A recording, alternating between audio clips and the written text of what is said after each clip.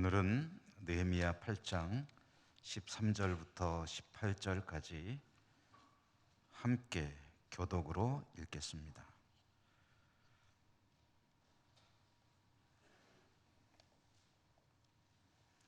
느헤미야 8장 13절부터 끝절 18절까지입니다. 그 이튿날 백성의 족장들과 제사장들과 레위 사람들이 율법의 말씀을 밝히 알고자 하여 학사 에스라에게 모여서 율법에 기록된 바를 본즉 여호와께서 모세를 통하여 명령하시기를 이스라엘 자손은 일곱째 달 절기에 초막에서 거할지니라 하였고, 또 일러스되 모든 성읍과 예루살렘에 공포하여 이르기를 너희는 산에 가서 감람나무 가지와 들감람나무 가지와 화석류 나무 가지와 종려나무 가지와 기타 무성한 나무 가지를 가져다가 기록한 바를 따라 초막을 지으라 하라 한지라. 백성이 이에 나가서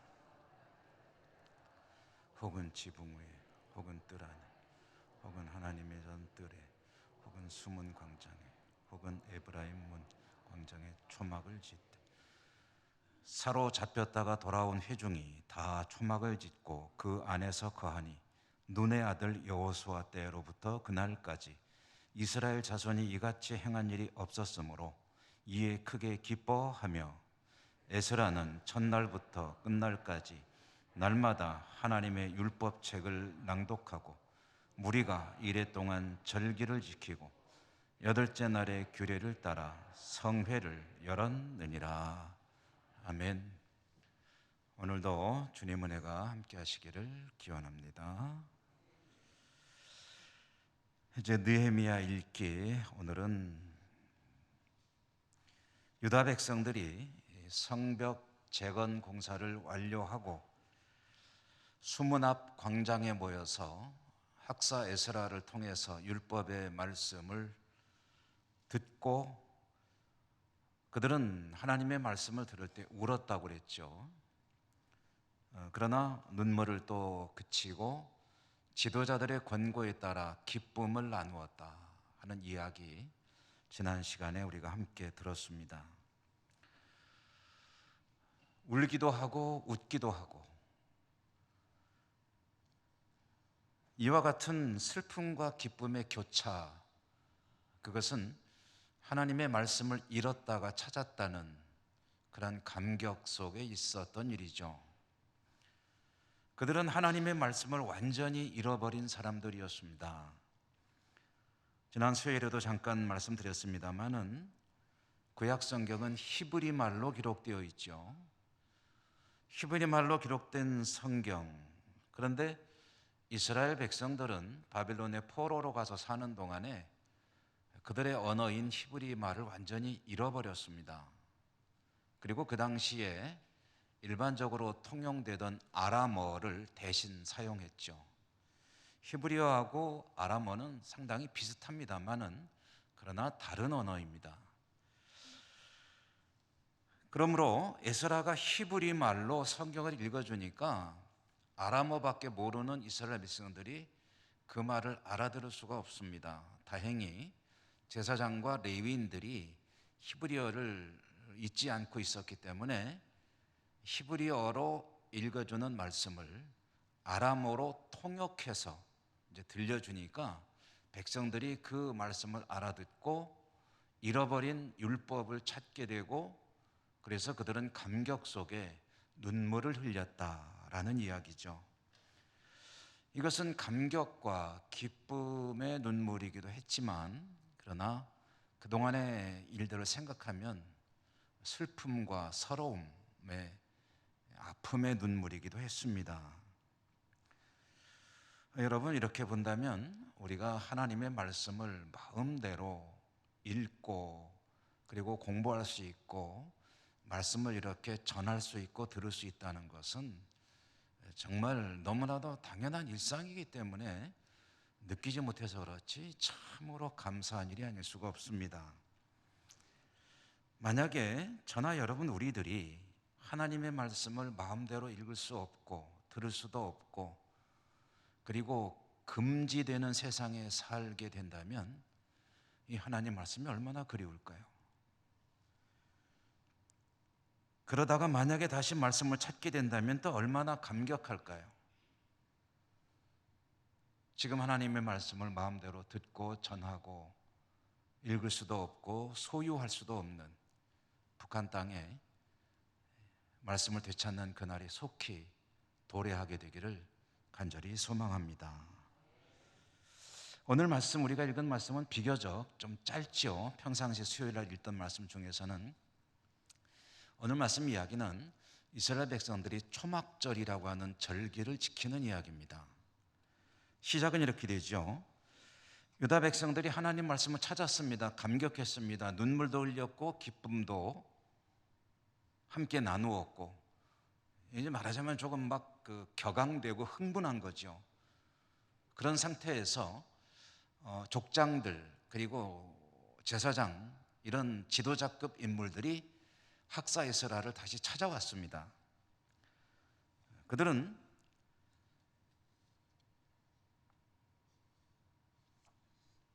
율법을 좀 더 자세히 듣고 싶다, 자세히 알고 싶다 하는 그런 의도를 가지고 찾아온 것이죠. 그런데 학사 에스라를 통해서 주어진 율법을 좀 더 자세히 읽고 듣고 하는 가운데 뜻밖의 절기에 대해서 알게 됩니다. 그것은 초막절이었습니다. 초막절은 사실 우리도 알고 있죠. 구약 성경에 이스라엘 백성들에게 명해진 세 가지 절기, 유월절과 이 칠칠절과 그리고 초막절, 이 세 절기를 반드시 지키라 하는 율법을 우리도 알고 있는데 그 당시 사람들은 율법을 잃어버렸기 때문에 모르는 거예요. 그래서 율법을 듣고 감격한 가운데 그 율법을 좀 더 자세히 알고 싶다고 찾아온 지도자급 인물들이 에스라를 통해서 율법을 좀 더 자세히 공부하던 중에 이 초막절에 관한 하나님의 명령을 이제 보게 되는 겁니다. 듣게 된 거죠. 하나님께서 말씀하시기를 너희는 초막절을 지키라 라는 말씀을 들은 것입니다. 그걸 지키는 이야기예요. 이 초막절은 이 이스라엘 사람들이 쓰고 있는 달력으로는 7월 달입니다. 날짜로 보면 7월 15일부터 일주일간 이 초막절이라고 하는 절기를 지키게 되어 있습니다. 이것이 오늘날 우리가 쓰는 달력으로 하면 9월 말에서 한 10월 초경 됩니다. 한 2달에서 3달 정도 약간 뒤로 밀리는 것이 이제 우리하고 차이 나는 달력인데요. 이들이 에스라를 찾아간 지도층 인물들이 7째 달에 이 절기를 지켜라. 그리고 지켜야 될 절기의 내용은 뭐냐면 초막에 거하라 라는 것이었습니다. 초막하니까 우선 뭔가 하고 좀 사실 얼른 안 떠오르죠. 말하자면 나뭇가지를 얼기설기 대충 지어놓고 거기 지내라 하는 그런 이야기입니다. 근데 우리나라 같은 경우는 좀 어렵죠. 밤에 비도 올 수도 있고 그런데 이 나라는 비가 안 오는 나라거든요. 비가 안 올 때는 아예 안 오거든요. 그러니까 이제 초막을 짓고 거기에 거주할 수가 있는 겁니다. 어쨌든 초막에 대한 명령은 지키는 방법은 어떻게 하냐면 오늘 우리가 읽은 말씀에도 나와 있죠. 산에 가서 감람나무, 돌감람나무, 화석류나무, 종려나무, 기타 무성한 나뭇가지를 가져다가 대충 이렇게 움막처럼 이제 얼기설기해서 단독으로 지어도 되고 집에다가 잇대어서 지어도 되고 어떻게든 초막을 짓고 거기에 거주하는데 7월 15일부터 일주일간 초막에 거주하라는 겁니다. 그리고 그 기간이 끝나는 다음 날, 마지막 날, 그러니까 15일부터 일주일간은 초막에 거주하고 끝나는 다음 날에는 성회로 모이라, 대회를 여는 거죠. 그때는 아무도 일하지 말고 이 대회에 참여하라 라는 것이 이 초막절을 지키는 방법이었습니다. 우리도 아는 절기인데 정작 하나님의 백성 이스라엘 백성들이 이 절기에 대해서 완전히 모르고 있다가 새로 발견하게 되고 그들은 율법에 명한 대로 초막절을 지키게 되었습니다. 율법대로 그들은 나뭇가지를 구해왔습니다. 나뭇가지를 구해다가 초막을 지었습니다. 오늘 성경에 보면 그들은 초막을 지붕 위에도 지었고 뜰 안에도 지었고 심지어는 성전뜰에도 지었고 수문 앞 광장에도 지었고 에브라임 광장이라고 하는 또 다른 광장이 있었던 것 같은데요, 그 광장에도 초막을 짓고 거기에 거주하였다라는 이야기가 오늘 말씀에 나와 있습니다. 그들이 율법의 명령대로 이렇게 초막절을 지켰는데 오늘 우리가 읽은 말씀에 또 보면은 눈의 아들 여호수아 하면은 언제입니까? 이때로부터 새까만 그런 아주 고대 사회죠. 그때부터 이때까지 초막절을 이렇게 제대로 지킨 적이 없었다라고 성경이 전해주고 있습니다. 이것은 이스라엘 백성들이 사실은 율법에 대해서 얼마나 소홀했는가 하는 것을 강조하는 그런 표현이 되겠죠. 오늘 우리가 함께 생각해 볼 내용은 이와 같이 초막절을 지켰다는 이 말씀 속에 초막절을 지키는 의미, 초막절이 가지는 그런 뜻, 이런 그 속에 들어있는 그 내용을 좀 함께 생각해 보려고 하는데요. 초막절이라는 절기가 가지는 의미가 무엇일까? 이 초막절은 이 시기적으로 보면은 가장 풍요로울 때입니다. 우리로 말하면 9월 말 10월 초라고 했죠. 이때는 어떤 때냐면 이스라엘에서는 가을거지, 수확을 할 때입니다. 한 해 농사를 마무리 짓고 수확을 거둘 때 우리식으로 말하면 한가위, 추석 명절입니다. 그래서 우리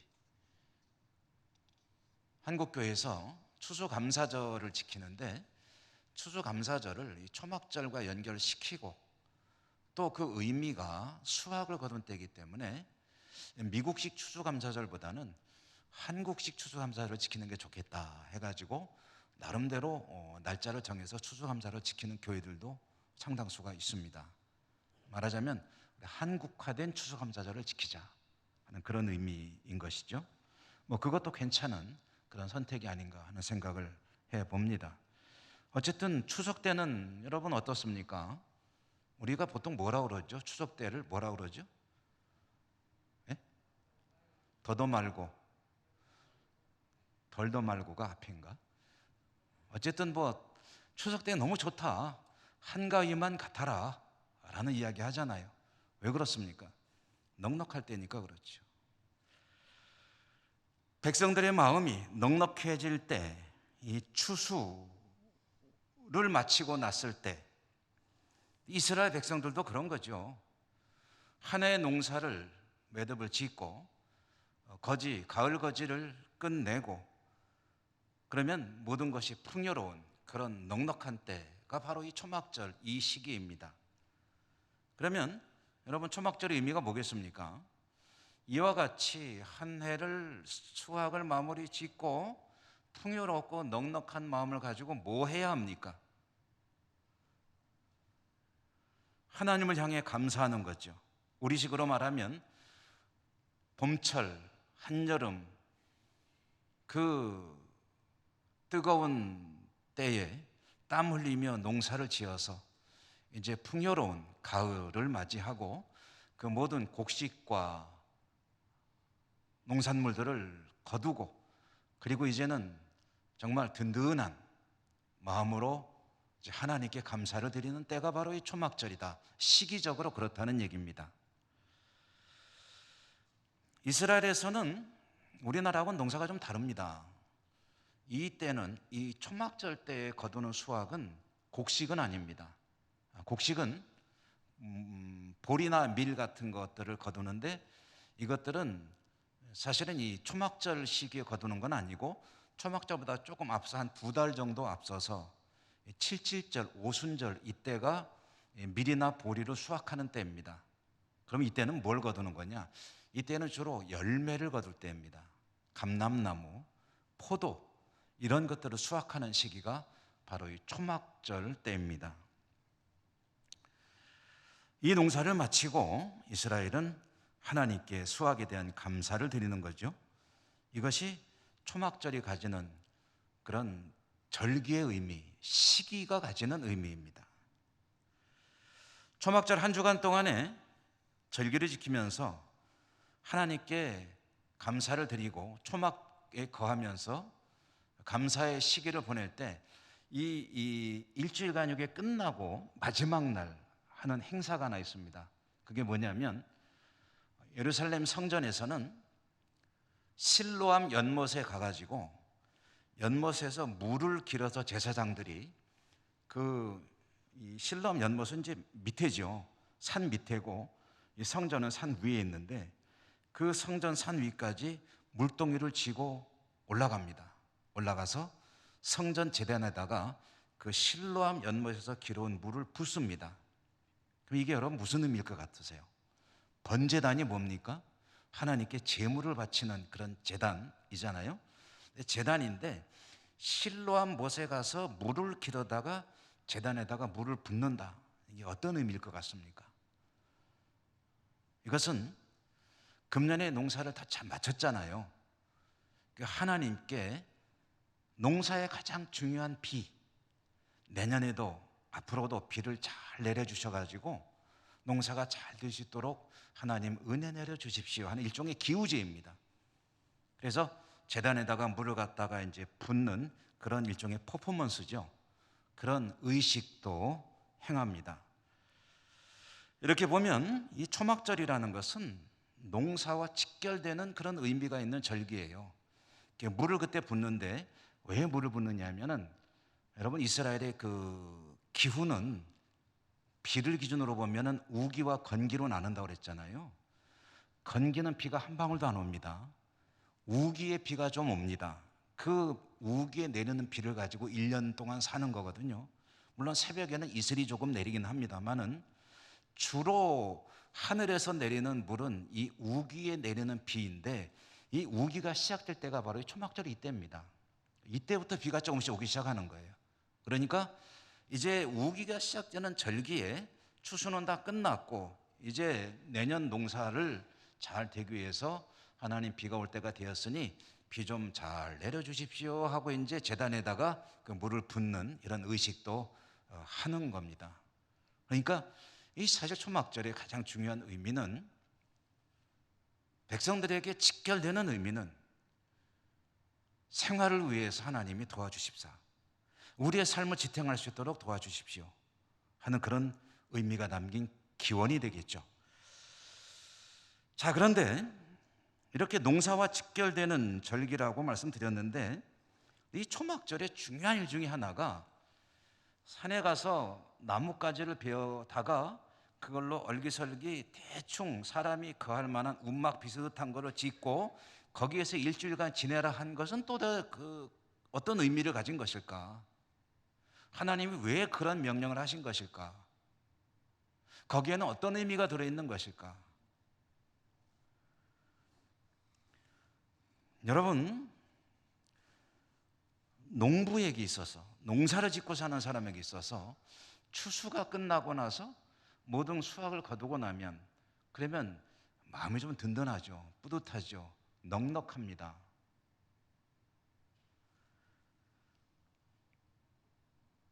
이렇게 넉넉하고 모자람이 없으면 영적으로는 어떨까요? 하나님을 향한 마음가짐은 어떻게 될까요? 부족함이 없고 모든 것이 넉넉하기 때문에 하나님께 더 감사하고 더 신앙에 힘을 낼까요? 그렇겠죠? 아닌가요? 하나님께서 정말 넉넉하게 채워주셨다. 참 감사하다. 그래서 하나님께 더 감사하고 더 신앙적으로 깨어서 열심을 가지고 하나님께 나아가서 기도하고 그런 신앙생활을 하게 되겠죠.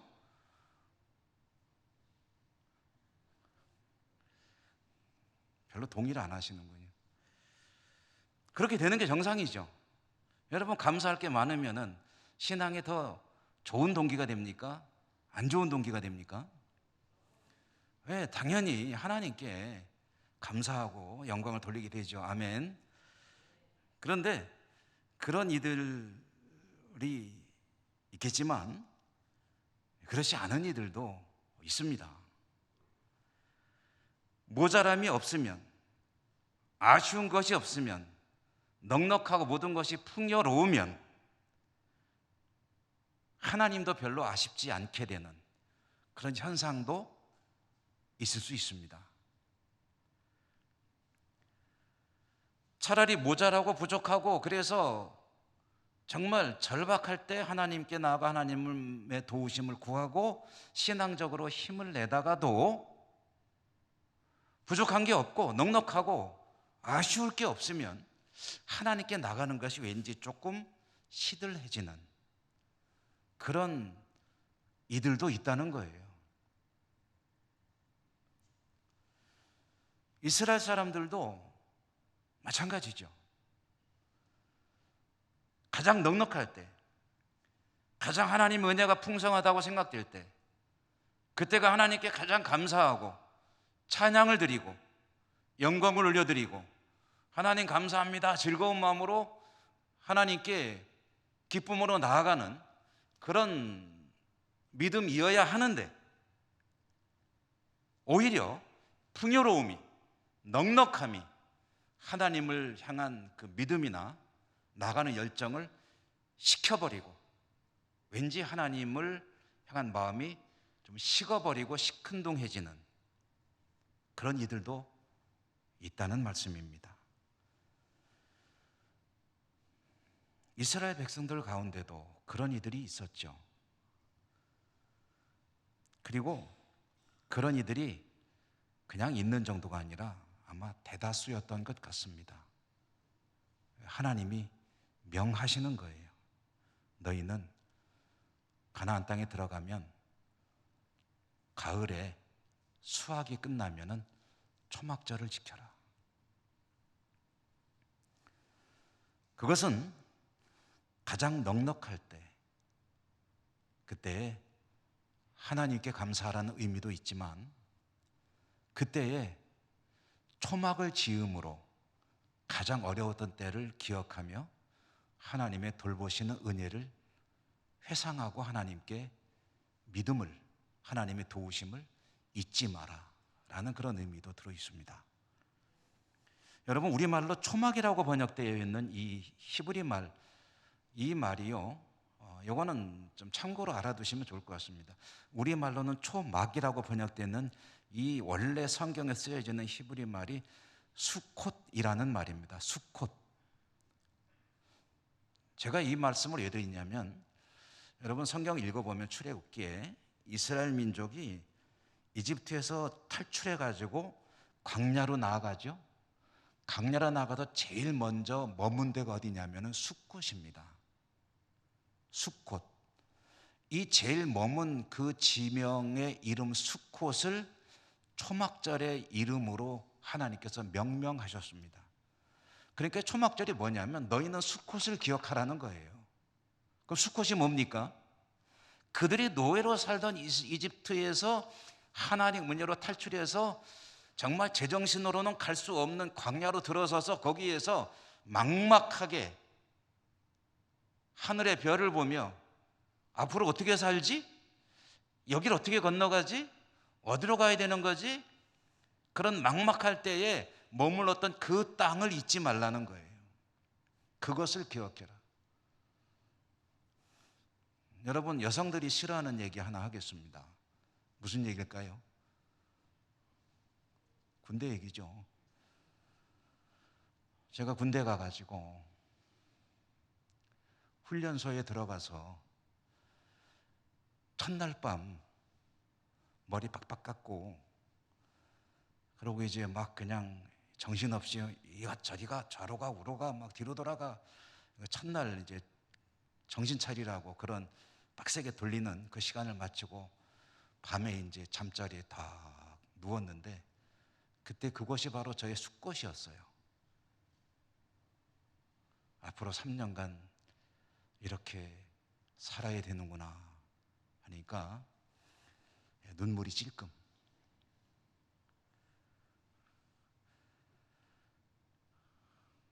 정말 막막한 그런 앞으로의 삶을 살아야 될 첫 발걸음을 띄었을 때 그때를 잊지 마라. 광야를 잊지 마라. 여러분, 광야는 어떤 곳입니까? 그야말로 하늘만 바라보고 살아야 되는 곳입니다. 식량을 조달할 방법이 없습니다. 물도 나오는 곳이 정해진 곳이 없습니다. 생필품도 구할 수 없습니다. 그런 곳에서 이스라엘은 40년 살았고 40년 생활을 시작한 곳이 바로 숫곳입니다. 40년 동안 이스라엘은 오직 하늘에서 떨어지는 만나를 먹었습니다. 하나님께서 모세를 통해서 반석을 쳐서 물을 내시거나 어쨌든 공급해 주시는 물을 마시며 살아야 했습니다. 생필품을 어떻게 조달했는지 모르겠어요. 40년 동안 살려면 옷이 몇 벌쯤 필요했을까? 신발은 몇 켤레 필요했을까? 그런데 그것들을 200만 명 안에 되는 이 어마어마한 인파가 어떻게 다 조달했을까? 공장도 없었고 유통업체도 없는데 어떻게 조달했을까? 그런데 성경에 보니까 그들이 이 40년 동안 광야에 지나는 동안에 의복이 헤어지지 아니하였고 신발이 닳아서 고통받는 일이 없었다라고 되어 있습니다. 무슨 얘기입니까? 하나님께서 모든 생필품을 공급해 주셨다. 40년 광야를 지나오는 동안에 어떻게 조달했는지는 성경이 말씀해 주지 않습니다. 그러나 결과만 얘기해 줍니다. 옷이 없어서 헐벗고 살지 않았고 신발이 없어서 맨발로 광야를 헤매지 않았다라는 거예요. 40년이나. 어떻게든 하나님께서 먹이시고 입히시고 신키시고 그들을 돌봐주셨다는 얘기 아니겠습니까? 그렇게 살아온 광야 생활, 전적으로 하나님 은혜로 산 세월, 초막절 넉넉할 때에 하나님의 은혜를 잊기에 너무 어쩌면 좋다고 표현해야 되나요? 그러기 쉬운 이 시기에 너희는 초막을 짓고 광야를 기억하며 그때 베풀어 주신 하나님의 은혜를 회상하며 하나님의 은혜를 잊지 말고 하나님 앞에 겸손히 서라.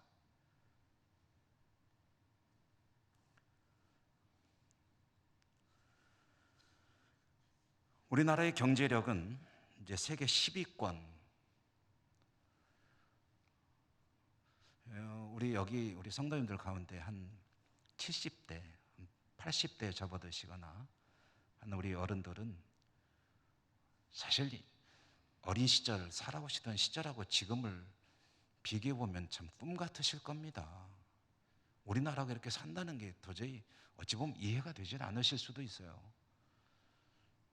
여러분, 그 당시에 우리나라처럼 어려웠던 나라가 다 이렇게 잘 사는 나라가 됐느냐? 아니에요. 정말 기적과 같은 일입니다. 그때를 생각해 보면 지금 우리나라의 경제력이라는 것은 사실 말로 설명하기가 어렵습니다. 우리나라의 화폐 가치나 물가 지수나 이 구매력이라는 게 있잖아요. 수입을 가지고 내 생활에 필요한 물건들을 구매하고 사용하면서 쓰는 소비 생활 할 수 있는 구매력, 개인의 구매력을 기준으로 보면은 우리나라가 일본을 넘어섰다고 합니다. 객관적인 소득으로는 일본보다 떨어져 있지만 그 돈을 가지고 얼마나 누리며 살 수 있느냐라는 기준으로 볼 때는 우리나라 국민들의 생활 수준이 일본을 넘어섰다는 거예요. 별로 안 놀라시네요. 우리가 참 잘 살죠. 요즘 조금 어려우신가요? 어렵다고 해도 옛날에 비교하면 모든 것이 너무 풍부하죠. 나가서 몸을 움직이면은 먹고 살 걱정은 없는 그런 시대를 살고 있죠. 그런데 이런 경제적인 성장이 영적으로는 어떠냐라고 물어본다면 우리 한국 교회의 이런 영적인 상황을 우려의 시선으로 바라보는 이들이 많이 있습니다. 잘 먹고 잘 살게 된 것이 나쁘다는 얘기가 절대 아닙니다. 좋은 일이죠. 하나님의 은혜고 축복이죠. 그런데 이럴 때에 더 하나님께 감사하고 하나님께 더 나가서 영광을 돌리는 믿음의 어떤 더 진보와 발전이 있어야 되는데, 배고플 때 하나님을 부지런히 찾던 우리 민족이 이제 배가 별로 안 고프니까 하나님께 나아가는 열정이 식고 있다. 이것이 진단입니다. 별로 하나님의 필요성을 못 느끼는 거예요.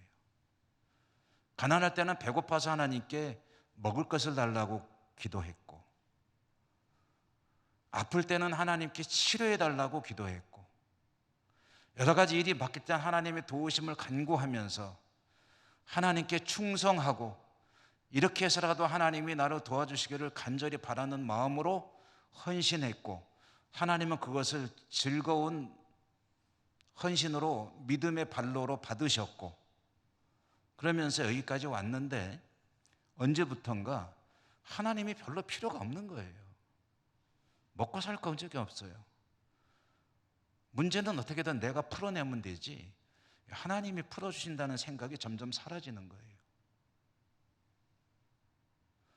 뭔가 막힌 길이 있을 때, 과거 우리 믿음의 선진들은 하나님께 뚫어주실 것을 기대하며 거기서 기도를 했는데, 지금은 하나님을 찾기보다는 방법이 너무 많은 거예요. 잘 살게 되고 기술이 발달하게 되니까 하나님이 별로 필요가 없어졌어요. 주일날 가서 예배 한번 드리면 하나님을 향해서 이 정도면 됐죠? 하나님 뭐라고 그러지 마세요. 난 내 의무 지켰습니다.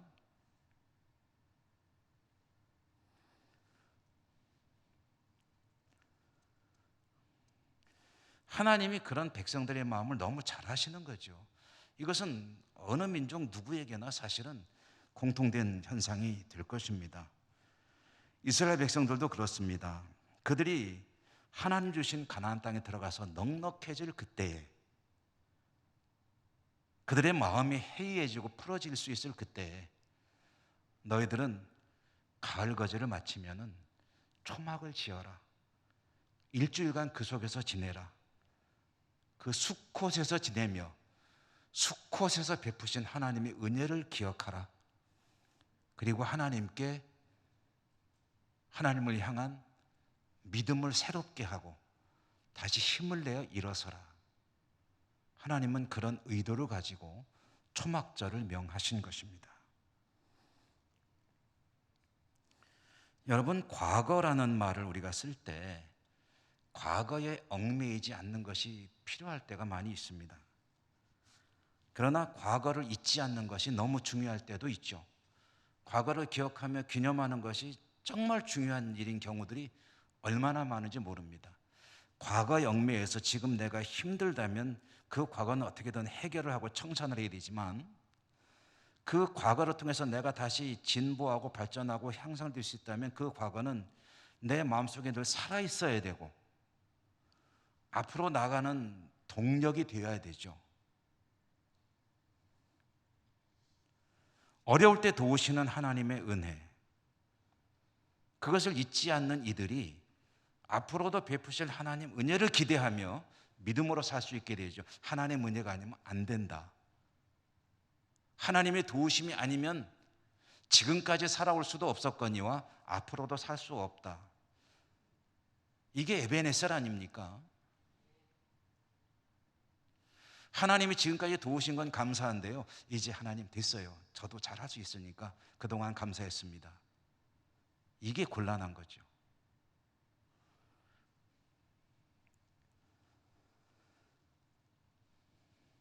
초막절 마지막 날에 제사장들이 이 실로암 실로암 연못이죠.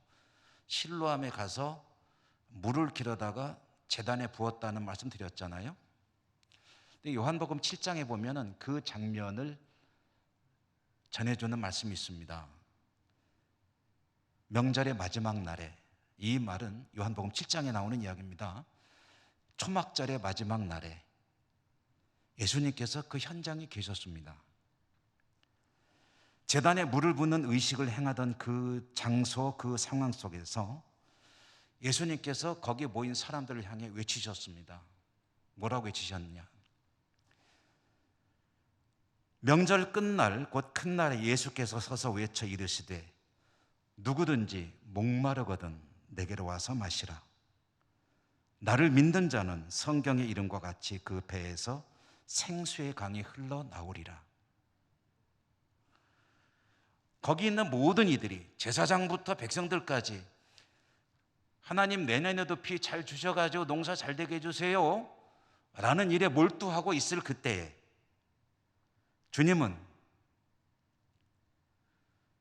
그보다 더 소중한 것이 있으니 누구든지 목마르거든, 영혼의 목마름을 느끼거든 내게로 와라.